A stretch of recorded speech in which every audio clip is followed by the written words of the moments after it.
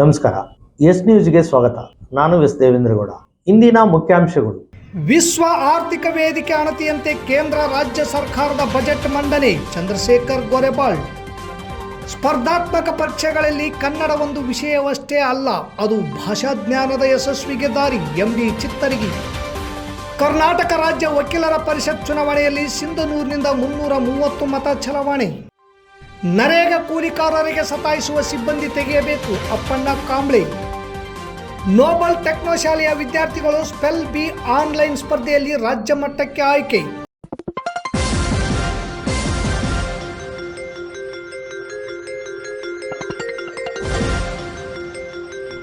S news, ಇದು ನಿಮ್ಮ ಧ್ವನಿ. ವಾರ್ತೆಗಳ ವಿವರ. ಪ್ರತಿ ವರ್ಷ ದಾವೋಸ್ನಲ್ಲಿ ನಡೆಯುವ ವಿಶ್ವ ಆರ್ಥಿಕ ವೇದಿಕೆಯಲ್ಲಿ ಜಗತ್ತಿನ ಕಾರ್ಪೊರೇಟ್ ಬಂಡವಾಳಗಾರರು ತೀರ್ಮಾನಿಸಿದಂತೆ ಕೇಂದ್ರ ಮತ್ತು ರಾಜ್ಯ ಸರ್ಕಾರಗಳು ಬಜೆಟ್ ಅನ್ನು ಮಂಡಿಸುತ್ತವೆ. ಇದಕ್ಕೆ ವರ್ಷದಿಂದ ವರ್ಷಕ್ಕೆ ಕುಸಿಯುತ್ತಿರುವ ಕಂದಾಯ ವೆಚ್ಚ, ಹೆಚ್ಚುತ್ತಿರುವ ಬಂಡವಾಳ ವೆಚ್ಚವೇ ಸಾಕ್ಷಿಯಾಗಿದೆ. ದೇಶದ ಅಭಿವೃದ್ಧಿಗೆ ಕೊಡುಗೆ ನೀಡಬೇಕಾದ ಬಜೆಟ್ಗಳು ಬಂಡವಾಳಗಾರರ ಸಂಪತ್ತು ಹೆಚ್ಚಿಸುವ ಸಾಧನಗಳಾಗಿ ಪರಿವರ್ತನೆಯಾಗಿವೆ ಎಂದು ಪ್ರಗತಿಪರ ಸಂಘಟನೆಯ ಒಕ್ಕೂಟದ ಸಂಚಾಲಕ ಚಂದ್ರಶೇಖರ್ ಗೋರೆಬಾಳ್ ಅಭಿಪ್ರಾಯ ವ್ಯಕ್ತಪಡಿಸಿದರು. ಸಿಂಧನೂರು ನಗರದ ಕರ್ನಾಟಕ ಕಾಲೇಜಿನಲ್ಲಿ ಪ್ರಗತಿಪರ ಸಂಘಟನೆಗಳ ಒಕ್ಕೂಟದಿಂದ ಬುಧವಾರ ಹಮ್ಮಿಕೊಂಡಿದ್ದ ಕೇಂದ್ರ ಮತ್ತು ರಾಜ್ಯ ಸರ್ಕಾರದ ಬಜೆಟ್ ಕುರಿತು ಸಂವಾದ ಮತ್ತು ಪರಾಮರ್ಶೆ ಕಾರ್ಯಕ್ರಮದಲ್ಲಿ ಮಾತನಾಡಿದರು. ಕೇಂದ್ರ ಸರ್ಕಾರ ರೂಪಾಯಿ 53,47,315 ಕೋಟಿ ಬಜೆಟ್ ಮಂಡಿಸಿದ್ದು, ಅದರಲ್ಲಿ 41,25,494 ಕೋಟಿ ಕಂದಾಯ ವೆಚ್ಚ, ರೂಪಾಯಿ 12,21,821 ಕೋಟಿ ಒಳಗೊಂಡಿದೆ. 2016-17ನೇ ಸಾಲಿನಲ್ಲಿ ಶೇಕಡ 4.5% ಬಂಡವಾಳದ ವೆಚ್ಚ, 2026-27ನೇ ಸಾಲಿನಲ್ಲಿ ಶೇಕಡ 17.15% ತಲುಪಿದೆ. ಪ್ರಸಕ್ತ ಕೇಂದ್ರ ಬಜೆಟ್ನಲ್ಲಿ ಸಾಲ ಮತ್ತು ಬಡ್ಡಿ ಮೊತ್ತವೇ ಒಟ್ಟು ವೆಚ್ಚದ ಶೇಕಡ 24%. ಅಂತಾರಾಷ್ಟ್ರೀಯ ಬಂಡವಾಳಗಾರರ ನಿರ್ದೇಶನದಂತೆ ಸರ್ಕಾರಗಳು ನೀತಿ ನಿಯಮ ರೂಪಿಸಿ ದೇಶದ ನೆಲ, ಜಲ ಸಂಪತ್ತನ್ನು ಸೇರಿದಂತೆ ಸಾರ್ವಜನಿಕ ಉದ್ಯಮಗಳನ್ನು ಅವರಿಗಾಗಿ ದಾರಿ ಎರೆಯುತ್ತಿವೆ. ಕಲ್ಯಾಣ ರಾಜ್ಯ ಕಲ್ಪನೆಯಂತೆ ಶ್ರೀಮಂತರಿಂದ ಹೆಚ್ಚು ತೆರಿಗೆ ಸಂಗ್ರಹಿಸಿ ಬಡವರ ಅಭಿವೃದ್ಧಿಗೆ ವಿನಿಯೋಗಿಸುವುದು ನೈಜ ಬಜೆಟ್ನ ತತ್ವವಾಗಿದೆ. ಆದರೆ ಆಡಳಿತಾರೂಢ ಸರ್ಕಾರಗಳು ಬಡವರಿಗೆ ತೆರಿಗೆ ಹೊರೆ ಹೇರಿ ಕಾರ್ಪೊರೇಟ್ ಕಂಪನಿಗಳಿಗೆ ಲಕ್ಷಾಂತರ ಕೋಟಿ ರಿಯಾಯಿತಿ ನೀಡುತ್ತಿವೆ. ಕಾರ್ಪೊರೇಟ್ ಬಂಡವಾಳ ಮಾತ್ರ ಉದ್ಯೋಗ ಸೃಷ್ಟಿ ಮಾಡಬಲ್ಲದು ಎಂಬ ಹುಸಿವಾದವನ್ನು ಸೃಷ್ಟಿಸಿ ಉಳಿದ ವಲಯಗಳನ್ನು ಕಡೆಗಣಿಸಲಾಗಿದೆ. ವಿಶ್ವ ಬಂಡವಾಳಿಗರ ಏಜೆಂಟರಂತೆ ವರ್ತಿಸುತ್ತಿರುವ ಸರ್ಕಾರಗಳು ಸ್ಥಳೀಯವಾಗಿ ಬಂಡವಾಳ ಶೇಖರಣೆಗೆ ಉದ್ಯಮಿಪತಿಗಳಿಗೆ ಎಲ್ಲ ರೀತಿಯ ಅನುಕೂಲ ಮಾಡಿಕೊಡಲು ಒಪ್ಪಿಕೊಂಡಿರುವುದಲ್ಲದೆ ಕಡಿಮೆ ಕೂಲಿಗೆ ಮಾನವ ಸಂಪನ್ಮೂಲ ಒದಗಿಸುವುದು ಸೇರಿದಂತೆ ಹಲವು ನಿಬಂಧನೆಗಳಿಗೆ ಈಗಾಗಲೇ ಹಸಿರು ನಿಶಾನೆ ತೋರಿರುವುದು ದೇಶದ ದುಡಿಯುವ ಜನರಿಗೆ ಮಾಡಿದ ದ್ರೋಹ ಎಂದು ಆಪಾದಿಸಿದರು. ಅದರಲ್ಲಿ 6,980 ಕೋಟಿ ಕಡಿತ ಮಾಡಲಾಗಿದೆ.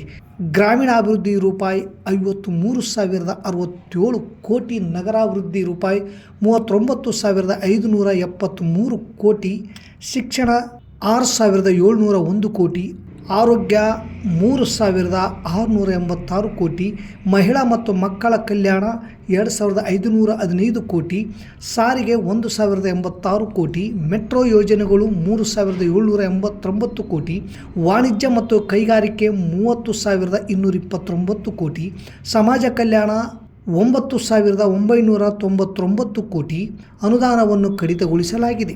ಆದರೆ ಪ್ರಸಕ್ತ ಬಜೆಟ್ನಲ್ಲಿ ಹೆಚ್ಚು ಹಣವನ್ನು ತೆಗೆದಿರಿಸಲಾಗಿದ್ದು ತದನಂತರ ಕಡಿತಗೊಳಿಸಲಾಗುತ್ತದೆ. ಸರ್ಕಾರಗಳು ಬಜೆಟ್ನಲ್ಲಿ ಗಾಳಿ ಗೋಪುರ ನಿರ್ಮಿಸುವ ಮೂಲಕ ಜನಸಾಮಾನ್ಯರನ್ನು ವಂಚಿಸುತ್ತಿವೆ. ಆ ಮೂಲಕ ದುಡಿಯುವ ಜನರ ಬದುಕಿನ ಹಕ್ಕುಗಳನ್ನು ಕಸಿಯುತ್ತಿವೆ ಎಂದು ಆರೋಪಿಸಿದರು. ರಾಜ್ಯ ಸರ್ಕಾರ ಪ್ರಸಕ್ತ ಸಾಲಿನಲ್ಲಿ 4,48,004 ಕೋಟಿ ಮೊತ್ತದ ಬಜೆಟ್ ಮಂಡಿಸಿದ್ದು, ಶೇಕಡ 3% ವಿತ್ತೀಯ ಕೊರತೆ 22,957 ಇದೆ. ವಾಣಿಜ್ಯ ತೆರಿಗೆ, ಅಬಕಾರಿ ತೆರಿಗೆ, ಮುದ್ರಾಂಕ ಮತ್ತು ನೋಂದಣಿ, ವಾಹನ ತೆರಿಗೆ ಮತ್ತು ಗಣಿತ ಪರವಾನಗಿ ತೆರಿಗೆಯನ್ನು ಏರಿಕೆ ಮಾಡಿದೆ. ಇದು ಆರ್ಥಿಕ ಜನಸಾಮಾನ್ಯರಿಗೆ ಹೊರೆಯಾಗಲಿದೆ. ಆದರೆ ರಾಜ್ಯ ಸರ್ಕಾರ ಜನಪರ ಬಜೆಟ್ ಮಂಡಿಸಲಾಗಿದೆ ಎಂದು ಹೇಳುತ್ತಿರುವುದು ಹಾಸ್ಯಾಸ್ಪದವಾಗಿದೆ. ಕೇಂದ್ರ ಮತ್ತು ರಾಜ್ಯ ಸರ್ಕಾರಗಳು ಸಬ್ಸಿಡಿಯನ್ನು ವರ್ಷದಿಂದ ವರ್ಷಕ್ಕೆ ಇಳಿಸುತ್ತಿರುವುದು ಇದು ಬಡ ಮತ್ತು ದುಡಿಯುವ ವರ್ಗವನ್ನು ಬೀದಿಗೆ ತಳ್ಳಿದೆ ಎಂದು ವಿಶ್ಲೇಷಿಸಿದರು.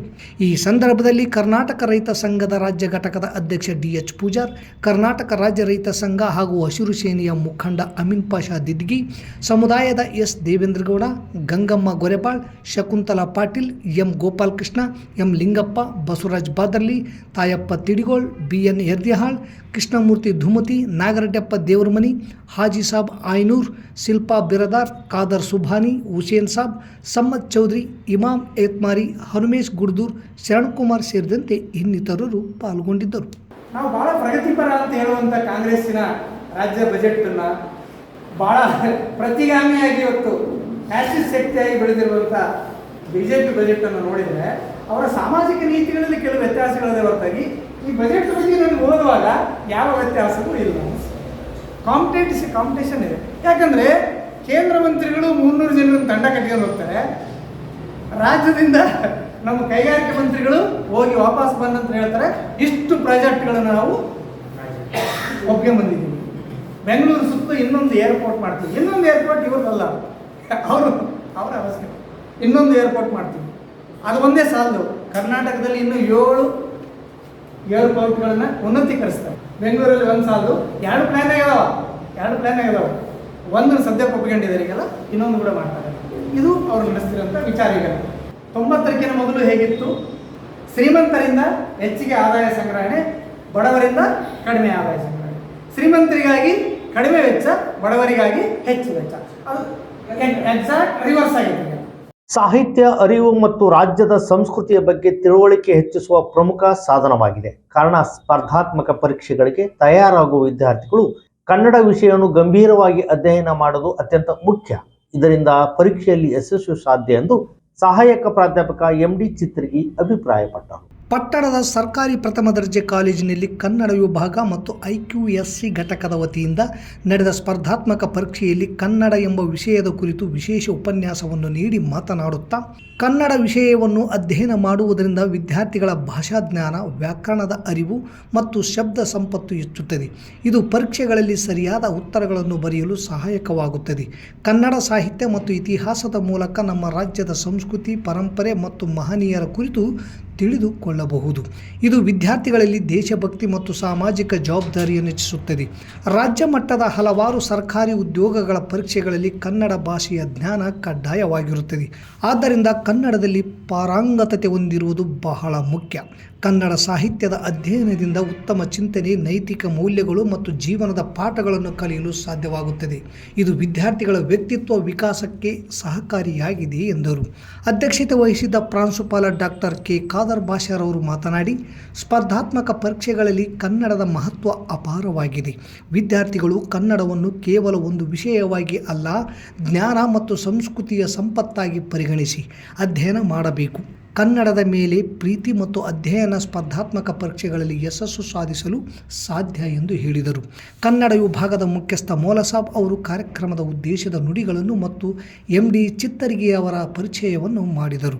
ಈ ಕಾರ್ಯಕ್ರಮದಲ್ಲಿ ಸಹಾಯಕ ಪ್ರಾಧ್ಯಾಪಕರಾದ ಡಾಕ್ಟರ್ ಚನ್ನಬಸವ, ರಾಜೇಶ್, ಹನುಮೇಶ್, ಗಂಗಾಬಾಯಿ, ಉಪನ್ಯಾಸಕರಾದ ಮಹದೇವ್, ನರಸಣ್ಣ, ತಿಮ್ಮಯ್ಯ, ಶಿವಶರಣಪ್ಪ, ನಾಗರಾಜ್, ಬಸವರಾಜ್, ರಾಕೇಶ್, ವಿದ್ಯಾರ್ಥಿ ಪ್ರತಿನಿಧಿ ಮಂಜಮ್ಮ ಉಪಸ್ಥಿತಿ ಹಾಗೂ ವಿದ್ಯಾರ್ಥಿಗಳು ಹಾಜರಿದ್ದರು. ಸುಮಿತ್ರಾ ನಿರೂಪಣೆ, ಮಾಳಮ್ಮ ಸ್ವಾಗತ, ಕುಮಾರಿ ನಾಗಲಕ್ಷ್ಮಿ ವಂದನಾರ್ಪಣೆ ನೆರವೇರಿಸಿದರು. ಕರ್ನಾಟಕ ರಾಜ್ಯ ವಕೀಲ ಪರಿಷತ್ತಿನ 23 ಸ್ಥಾನಗಳಿಗೆ ಇಂದು ನಡೆದ ಚುನಾವಣೆಯಲ್ಲಿ ಸಿಂಧನೂರಿನ 393 ವಕೀಲ ಮತದಾರರಲ್ಲಿ 330 ಜನ ವಕೀಲರು ಮತ ಚಲಾವಣೆ ಮಾಡಿದರು ಎಂದು ಸಹಾಯಕ ಚುನಾವಣಾಧಿಕಾರಿ ಉರ್ಕುಂದಪ್ಪ ವಕೀಲರು ಮಾಹಿತಿ ನೀಡಿದರು.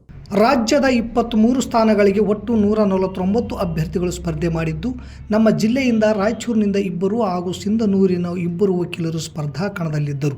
ಪ್ರತಿಯೊಬ್ಬ ಮತದಾರರು 23 ಜನರಿಗೆ ಪ್ರಾಶಸ್ತ್ಯದ ಮತಗಳನ್ನು ಚಲಾವಣೆ ಮಾಡಬೇಕಾಗಿರುವುದರಿಂದ ಅತಿ ಜಾಗರೂಕತೆಯಿಂದ ಮೊದಲೇ ಸಿದ್ಧಗೊಂಡು ಮತ ಚಲಾವಣೆ ಮಾಡಿದರು. ಸಿಂಧನೂರಿನ 393 ವಕೀಲ ಮತದಾರರಲ್ಲಿ 330 ಜನ ವಕೀಲರು ಇಂದು ಮತದಾನ ಮಾಡಿದರು. ಬೆಳಗ್ಗೆ 9ರಿಂದ ಸಂಜೆ 6ರವರೆಗೆ ಈ ಮತದಾನದ ಪ್ರಕ್ರಿಯೆ ನಡೆಯಿತು. ಮತ ಎಣಿಕೆ 16ರಂದು ನಡೆಯಲಿದೆ. ಮತ ಎಣಿಕೆ ಮಾರ್ಚ್ 16ರಂದು ನಡೆಯಲಿದೆ. ನಮ್ಮ ಜಿಲ್ಲೆಯಿಂದ ರಾಯಚೂರಿನ ವಕೀಲರಾದ ವೀರಭದ್ರ ಮತ್ತು ರಾಘವೇಂದ್ರ ಮತ್ತು ಸಿಂಧನೂರಿನವರಾದ ವಕೀಲ್ ಶಿವರಾಜ್ ಮತ್ತು ಮರಿಯಪ್ಪನವರು ಸ್ಪರ್ಧೆ ಮಾಡಿದ್ದು, ಬಿರುಸಿನಿಂದ ಜಿಲ್ಲೆ ಹಾಗೂ ರಾಜ್ಯದ ಎಲ್ಲ ಕಡೆ ವಕೀಲರನ್ನು ಭೇಟಿ ಮಾಡಿ ಮತಯಾಚನೆ ಮಾಡಿದ್ದರು. ಜಯ ಯಾರಿಗೆ ಎನ್ನುವುದನ್ನು ತಿಳಿಯಲು ನಾವು 16ರವರೆಗೆ ಕಾಯಲೇಬೇಕು. ನಗರದಲ್ಲಿ ನಡೆದ ಚುನಾವಣೆಯಲ್ಲಿ ಸರ್ಕಾರದ ವತಿಯಿಂದ ಮುಖ್ಯ ಚುನಾವಣಾಧಿಕಾರಿಯಾಗಿ ಅರುಣ್, ವಕೀಲರ ಸಂಘದಿಂದ ಮುಖ್ಯ ಚುನಾವಣಾಧಿಕಾರಿಯಾಗಿ ಕೆ ಅಮರೇಗೌಡ ಹಾಗೂ ಸಹಾಯಕ ಚುನಾವಣಾಧಿಕಾರಿಯಾಗಿ ಹುರುಕುಂದಪ್ಪ ಕಾರ್ಯನಿರ್ವಹಿಸಿದರು.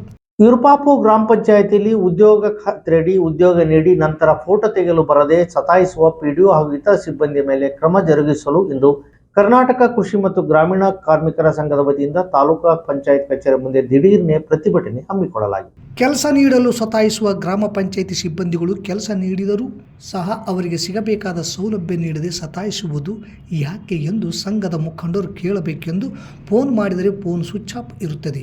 ಕೆಲಸದ ಅವಧಿಯಲ್ಲಿ ಫೋನ್ ಸ್ವಿಚ್ ಆಫ್ ಇರುವುದು ಎಷ್ಟು ಸರಿ? ವಿರುಪಾಪುರ ಗ್ರಾಮ ಪಂಚಾಯಿತಿ ವ್ಯಾಪ್ತಿಯ ಮಲ್ಲದಗುಡ್ಡ ಗ್ರಾಮದ ಮೇಟಿಗಳಾದ ವೀರಭದ್ರೇಗೌಡ, ಕುಮಾರಪ್ಪ, ಯಲ್ಲಪ್ಪ ಇವರಿಗೆ ಕೆಲಸ ನೀಡಿದ ಸಿಬ್ಬಂದಿ ಕೆಲಸ ಆದ ನಂತರ ಫೋಟೋ ತೆಗೆಯಲು ಕರೆದರೆ ಸರಿಯಾಗಿ ಸಿಬ್ಬಂದಿಗಳು ಸ್ಪಂದಿಸದೇ ಇರುವ ಕಾರಣ ಸಿಟ್ಟಿಗೆದ್ದ ಮೇಟಿಗಳು ಸಂಘದ ನೇತೃತ್ವದಲ್ಲಿ ಇಂದು ತಾಲೂಕಾ ಪಂಚಾಯಿತಿ ಮುಂದೆ ಪ್ರತಿಭಟನೆ ನಡೆಸಿದರು.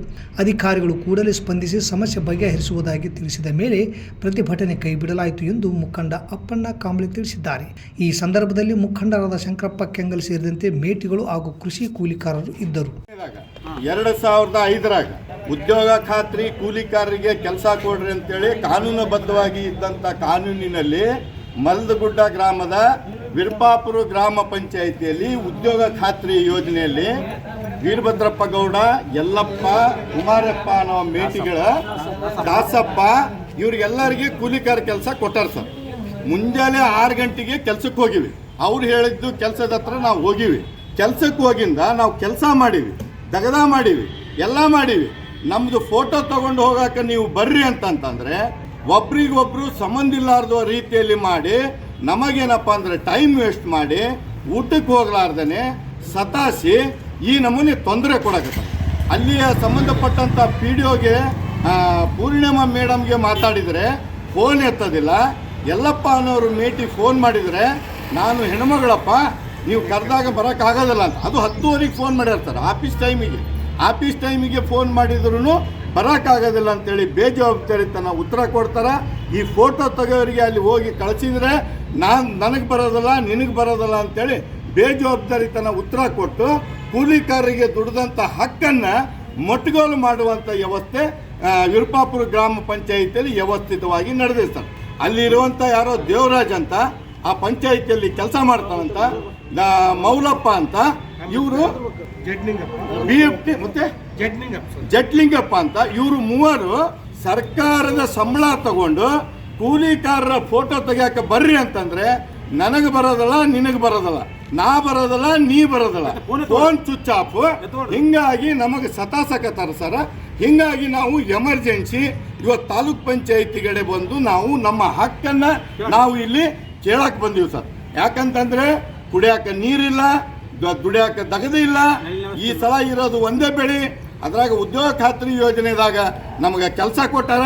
ಆ ಕೆಲಸ ಮಾಡಕ್ಕೆ ಹೋದ್ರೂ ನಮ್ಮ ಕೂಲಿ ಸರಿಯಾಗಿ ಬೀಳಿರಿ, ಬಂದು ಫೋಟೋ ತೆಗೀರಿ ಅಂತಂದ್ರೆ ಬೇಜವಾಬ್ದಾರಿ ಉತ್ತರವನ್ನು ಕೊಡುವಂಥ PDO ಹಿಡ್ಕೊಂಡು ದೇವರಾಜ್, ಮೌಲಪ್ಪ, ಜಟ್ಟಪ್ಪ ಇವರನ್ನ ಕೆಲಸದಿಂದ ಇಮಿಡಿಯೇಟ್ಲಿ ತೆಗಿಬೇಕು. ಸಿಂಧನೂರಿನ ನೋಬಲ್ ಟೆಕ್ನೋ ಶಾಲೆಯ ವಿದ್ಯಾರ್ಥಿಗಳು ವಿಶ್ವಂ ಎಜುಕೇಶನ್ ಟ್ರಸ್ಟ್ ನಡೆಸಿದ ಕಲಬುರಗಿ ಝೋನಲ್ ಮಟ್ಟದ ಸ್ಟೈಲ್ ಬಿ ಆನ್ಲೈನ್ ವಿಶ್ವಂ ಸ್ಪರ್ಧೆಯಲ್ಲಿ ಭಾಗವಹಿಸಿ ಝೋನಲ್ ಮಟ್ಟದಲ್ಲಿ ಪ್ರಥಮ ಸ್ಥಾನ ಪಡೆದು ರಾಜ್ಯ ಮಟ್ಟದ ಸ್ಪರ್ಧೆಗೆ ಆಯ್ಕೆಯಾಗಿದ್ದಾರೆ. ರಾಜ್ಯ ಮಟ್ಟದ ಸ್ಪರ್ಧೆಗಳು ಮಾರ್ಚ್ 14, 2026 ಶನಿವಾರದಂದು ಆಂಧ್ರ ಪ್ರದೇಶದ ಅನಂತಪುರದಲ್ಲಿ ನಡೆಯಲಿದ್ದು, ರಾಜ್ಯ ಮಟ್ಟದ ಸ್ಪರ್ಧೆಗೆ ಆಯ್ಕೆಯಾದ 3ನೇ ತರಗತಿಯ ಶ್ರೀನಿಧಿ, 4ನೇ ತರಗತಿಯ ರೂಪಿಕಾ, 5ನೇ ತರಗತಿಯ ವೇಣು, 6ನೇ ತರಗತಿಯ ಅಲಿಯಾ ಭಾಗವಹಿಸಲಿದ್ದಾರೆ. ಈ ವಿದ್ಯಾರ್ಥಿಗಳು ರಾಜ್ಯ ಮಟ್ಟದ ಸ್ಪರ್ಧೆಯಲ್ಲಿ ಉತ್ತಮ ಸಾಧನೆ ಮಾಡಿ ಪ್ರಥಮ ಸ್ಥಾನವನ್ನು ಪಡೆದು ಅಮೆರಿಕದಲ್ಲಿ ನಡೆಯುವ ರಾಷ್ಟ್ರ ಮಟ್ಟಕ್ಕೆ ಆಯ್ಕೆಯಾಗಲಿ ಎಂದು ನೋಬಲ್ ಟೆಕ್ನೋ ಶಾಲೆಯ ಪ್ರಾಂಶುಪಾಲರು ಹಾಗೂ ಶಿಕ್ಷಕ ವೃಂದದ ಸಿಬ್ಬಂದಿಗಳು ಶುಭಾಶಯಗಳನ್ನು ಕೋರಿದರು. ನೋಬಲ್ ಟೆಕ್ನೋ ಶಾಲೆಯ ವತಿಯಿಂದ ವಿದ್ಯಾರ್ಥಿಗಳ ಪ್ರತಿಭೆಯನ್ನು ಉತ್ತೇಜಿಸಲು ವಿವಿಧ ಸ್ಪರ್ಧೆಗಳು ಹಾಗೂ ಚಟುವಟಿಕೆಗಳನ್ನು ನಿರಂತರವಾಗಿ ಆಯೋಜಿಸಲಾಗುತ್ತಿದೆ ಎಂದು ನೋಬಲ್ ಟೆಕ್ನೋ ಶಾಲೆಯ ಆಡಳಿತಾಧಿಕಾರಿ ಸೈಯದ್ ತನ್ವೀರ್ ಹೇಳಿದರು. ತಾಲೂಕಿನ ಶ್ರೀನಿವಾಸ್ ಕ್ಯಾಂಪಿನಲ್ಲಿ ಸರ್ಕಾರಿ ಹಿರಿಯ ಪ್ರಾಥಮಿಕ ಶಾಲೆಯ ವಾರ್ಷಿಕೋತ್ಸವ ಮತ್ತು 7ನೇ ತರಗತಿ ವಿದ್ಯಾರ್ಥಿಗಳ ಬೀಳ್ಕೊಡುಗೆ ಸಮಾರಂಭ ಹಮ್ಮಿಕೊಳ್ಳಲಾಗಿತ್ತು. ಮುಖ್ಯ ಶಿಕ್ಷಕರಾದ ದುರ್ಗಪ್ಪ ಗುಡ್ದೂರ್ ಪ್ರಾಸ್ತಾವಿಕವಾಗಿ ಮಾತನಾಡಿದರು. ಅತಿಥಿ ಶಿಕ್ಷಕರಿಗೆ, ನೂತನ SDMC ಸದಸ್ಯರಿಗೆ ಹಾಗೂ ಅಡುಗೆ ಮಾಡುವ ಸಿಬ್ಬಂದಿಗೆ ಸನ್ಮಾನಿಸಿ ಗೌರವಿಸಲಾಯಿತು. ನಂತರ ಮಕ್ಕಳಿಗಾಗಿ ವಿವಿಧ ಸಾಂಸ್ಕೃತಿಕ ಕಾರ್ಯಕ್ರಮಗಳನ್ನು ಆಯೋಜಿಸಲಾಗಿತ್ತು. ಈ ಸಂದರ್ಭದಲ್ಲಿ SDMC ಅಧ್ಯಕ್ಷ ಹುಚ್ಚಾರೆಡ್ಡಿ ಬಾಗಲವಾಡ, ಉಪಾಧ್ಯಕ್ಷ ಅಯ್ಯಪ್ಪ ಕೂಡ್ಲೂರು, ಸದಸ್ಯರಾದ ಮಲ್ಲೇಶ್ ನಾಯಕ್, ಬಸವರಾಜ್, ಲಕ್ಕಪ್ಪ, ಹನುಮಂತ, ಅಮರೇಶ್, ಗ್ರಾಮ ಪಂಚಾಯಿತಿ ಸದಸ್ಯ ಟಿ ವೆಂಕಟರೆಡ್ಡಿ, ಮುಖಂಡರಾದ ತಿಪ್ಪಣ್ಣ, ಸಂಗಪ್ಪ ಜೂಲ್ಗುಡ್ಡ, ಜಲಾಲಪ್ಪ ಪನ್ನೂರ್, ಕನಕದಾಸ್ ಸಂಘದ ಅಧ್ಯಕ್ಷ ದುರ್ಗಪ್ಪ ಮಾನೆಗಾರ್ ಹಾಗೂ ಮಲ್ಲಿಕಾರ್ಜುನ, ಅಯ್ಯಪ್ಪ, ಶಿಕ್ಷಕರ ಸಂಘದ ಅಧ್ಯಕ್ಷ ಪ್ರಭಾಕರ್ ಕುಲಕರ್ಣಿ, ಕಾರ್ಯದರ್ಶಿ ಅಮರೇಶ್, ಶಿಕ್ಷಕರಾದ ಯಮನೂರಪ್ಪ, ವೀರೇಶ್, ತಿಮ್ಮಮ್ಮ, ಶ್ರೀದೇವಿ ಹಾಗೂ ವಿದ್ಯಾರ್ಥಿಗಳು ಇದ್ದರು. ಇಲ್ಲಿಗೆ ವಾರ್ತಾ ಪ್ರಸಾರ ಮುಕ್ತಾಯವಾಯಿತು. ನಿರಂತರ ಸುದ್ದಿಗಾಗಿ ವೀಕ್ಷಿಸಿ ಎಸ್ ನ್ಯೂಸ್. ಇದು ನಿಮ್ಮ ಧ್ವನಿ. ನಮಸ್ಕಾರ.